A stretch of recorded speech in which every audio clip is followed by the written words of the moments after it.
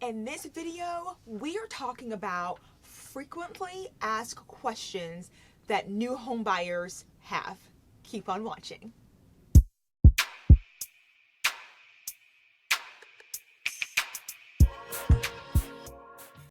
Hey, what's up? It's Riggs here, a realtor with Coldwell Banker King Thompson, bringing you all things real estate here in Central Ohio. Welcome back to my channel. Today, we are talking about questions that new home buyers have when they're looking to purchase their home. So today, I have 10 top questions that I get all the time from new buyers. And if you stick to the end of this video, I have a bonus question or tip that will really help make your home buying search the most informed. Let's get started. Question 1, should I continue to rent or should I buy? And the answer is it depends. But there are two things that I think you should keep in mind. The first thing is, how long do you plan to stay in the home that you're going to purchase? Look, if you plan on leaving in 2 years, 3 years, I just don't think it makes a lot of sense from a cost perspective for you to purchase a home, because there is, closing costs, down payment, some pretty significant costs that go into purchasing a home that honestly you're just not going to easily recover if you turn around and sell your property that fast. The second thing I think you should keep in mind is, honestly, are you ready for some of the maintenance things that come with the home? I think of, we have to do snow removal, cutting the grass, painting the walls, fixing the water heater, fixing this, fixing that if needed. Depending on the home you're buying, you may not have those things right out of the gate. I understand that, but the reality is at some point you will. And so you're not going to be able to pick up a phone, call the maintenance person, and they're coming to fix it. You could pick up the phone and call somebody, but you're paying for that professional to come out and fix it. So if you're ready for that, great. If you're not, put home buying on hold until you're really ready to cover these type of things. Number 2, what credit score should I have to purchase a home? Well, the reality I tell all my clients, you guys, really is you want the highest credit score possible so that you can get the best terms and the best interest rate possible. Short answer, done. But the reality is most lenders are looking at you having a 620 FICO credit score, a 620 score or higher to get favorable terms. Now, there are lenders out there that will allow you with products they have to have as low as a 580. But I do caution you on just thinking that's the option, because you're not going to get the best rate. You're not going to get the best terms. And when you're thinking about buying a home, you want to be thinking about what benefits you. Number 3, should I talk to a banker lender before I start looking for homes? The answer is yes, yes, and yes. Here's why. It will help you determine, one, are you eligible to obtain a mortgage loan, okay? And how much would they extend to you? And then it allows you to evaluate, even if they're offering you a higher amount, what does that mortgage payment look like so that you have a better picture? And do you really want to take out that much money? So it really helps you plan further and evaluate your budget in there too. The other really key part is it's going to let you know, what am I looking like for how much money I need for down payment, for my closing costs, for those prepaid costs, and for those escrow costs? How much am I really going to need in cash reserves to actually close on a house? And I think a really important thing here is lenders can help you know of any first-time home buyer programs that are out there as well that can offer some grant money or incentives or credits to you too. So I think having a conversation is always great. You don't have to commit to anything, but a conversation always is good to inform your decision. Number 4, what type of loan should I take out? And that's a great question. And again, goes back to my point 3, talk to a lender. There are some loan products that you have to be eligible for. So if you don't meet the criteria, then you can't take out those loans. But the more traditional ones, I know a lot of my clients will think conventional or FHA. It will depend on your credit score, your debt to income ratio, and honestly, when you start talking about down payment, those things will come into play to really determine what criteria you meet and what loan product is best for you. So talk to a lender. A great lender will answer these questions for you, and you'll be able to make the best decision for you and your family. Number 5, question I get, do I have to have a realtor to do this and to buy a home? Short answer is no. There's no requirement by law that says you have to, but my professional recommendation to you is you hire an agent. Here's why. They represent you. They are guiding you through this process to help you feel better about something, honestly, that can be very overwhelming, very stressful, in an unknown territory. Here's the reality. A seller, in many respects, is going to have a listing agent who 100% represents them. They're not looking out for your best interest. Why would you want to go into territory and not have someone looking out for you? But I do understand the concern that folks have. The question you might have is, well, who's paying for that agent's commission that I'm hiring? Here's the thing. There's no guarantees on this, so you're going to have to explore this. But in many respects, the seller pays the agent's commission. In many respects, that's how it is. The seller covers that for you, so you're getting an agent for free. Number 6 is, how many homes should I look at before I put one in contract that I want to purchase? And the reality is, there is no set criteria. There is no set number of homes you should look at.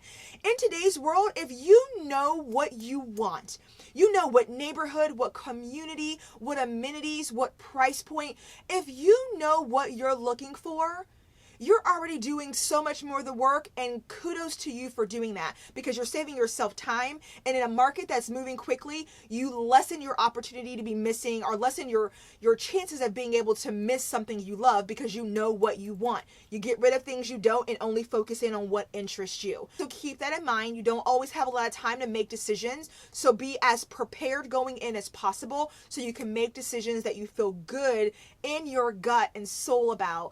It's still going to be scary. I'm not taking that away, but you will have some assurance knowing, and your agent can assist you with that, to go, you told me this, this, and this. This house meets all of those things. They can validate that for you as well. Number 7 question I get is, how is the neighborhood? How are the schools? ...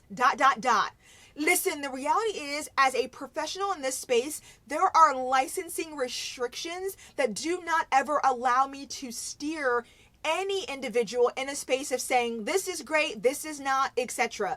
We are not permitted to do that as licensed professionals. However, we do know the schools. We do know the neighborhoods. It's part of our role as good agents. We do spend time researching those, so I can offer to you tips, resources, and areas that you can explore to honestly make the best educated and informed decision for yourself. And if I can tell you, the good agents do that. We understand that balance. We understand the requirements we have to meet, but we also understand your question, and we will offer up resources to help you make that decision. Number 8 is, how much money should I offer the seller for this house that I want to purchase? Listen, there's no set amount of what you need to offer, but you got to consider what their list price is, because in many respects, if you don't offer the list price to a seller, you may lose their interest. But if they're overpriced, you got to be informed too. You don't just offer whatever they want, but be informed, because you can miss out. So if you're working with an agent, they are going to pull comps or comparables for you to be able to look at homes like the one you want to purchase that have sold in the market. What have they sold for? Let's be informed. If these homes have sold here and the seller wants $15,000 more, and it's only been 30 days from when these over here have sold, why? We would evaluate some things, but why? You get my point? We're going to be informed with what you're going to offer. You just can't throw money at things. And then also consider, if you are in a competitive space with other buyers and multiple offers, that's going to inform your decision too. If you want to offer less and there's multiple offers, you get one shot. And so you got to make the most enticing offer, but it needs to be an informed decision. Number 9, what is the earnest money, and how much do I have to really pay of that? Here's the reality. For us here in my market, earnest money is not required. But I'll be honest with you, in our market, if you're not offering earnest money, you're not even probably getting the seller's attention, because earnest money is seen as good faith money paid by you that is held until closing. And what it is you showing the seller you're serious about them accepting your offer, taking the home off the market, because you're going to close on it. Now, your agent's going to write some contingencies in the offer to protect you, but the reality is whatever amount you agree to will be held. You will have to pay it. The money will come out of your account and it'll be held by the brokerage or the title company. And those funds will be applied to your purchase at closing if you close. So check with your agent. Again, why they're so valuable is they can offer some guidance to you around this for sure. Number 10, and my final question I get here that I think is super important for you to know about is, should I conduct inspections of the property? My answer is yes, yes, and always yes. Here, listen, the reality is any inspections you do on a home will be at your expense. The seller is not going to cover any of those unless you are able to somehow work that into your contract, which I think is slim to none. These are just expenses that are expected that the buyer has to cover. It's the home you're looking to purchase. So I do understand that that makes it challenging sometimes for folks when they've got all these other expenses to figure out how much they can allocate to this. But in my opinion, in my professional opinion, at a minimum, you should be having a home inspection done. It is the greatest bang for your buck to really give you an overall evaluation of the home, to be able to determine if there are some things that you are concerned about before you continue this process. So again, at a minimum, a home inspection is highly recommended, and then you may consider others: termite inspection, radon, lead testing, etc. Whatever you feel you may need based on what's coming out of the home inspection findings or things that you're concerned about or your agent's concerned about yourselves personally. All right, I told you if you stuck to the end of this video, I would give you a bonus question, or even honestly more of a tip that I think if you don't ask this, I do want to make sure you know, as it will best inform your decision if you're looking to go down this space, start this journey in purchasing a home. My bonus pro tip here would be the question, can I get out of my contract at any time? The answer is yes. Absolutely, you can. No one can make you take out a loan to purchase a home, okay? I said that. Hear me on this. However, if you do not have appropriate contingencies in your purchase contract to terminate or to walk away, it can cost you big time. Okay? It can cost you your earnest money at a minimum. Remember, like I said, if you put up a couple $1,000s, bye-bye to that money. That is just the reality of it. The seller is taking it as an inconvenience to them that you terminated your contract when you didn't have the contingency or the loophole to help you understand how to do that, okay? It could also open you up to some bigger lawsuit items depending on the circumstances. And that's kind of far-fetched, but it could totally happen because a purchase contract is indeed a binding contract. You have to go in understanding that. So you want the appropriate contingencies to protect you. All right, so I want to hear from you right now. In the comment section, let me know if you have any other questions that you were thinking that I did not address as the kind of top questions I get. And then let me know if you're planning to start this process. What are some things you're concerned about? Or honestly, what are you excited about? Let me know in the comment section right now. I'm active there and we'll talk here soon. Well, that's all I have for now. Thank you so much for watching. Do make sure you subscribe and hit the bell so you don't miss any of my weekly videos. You stay fabulous and productive, and I'll see you in my next video. Take care.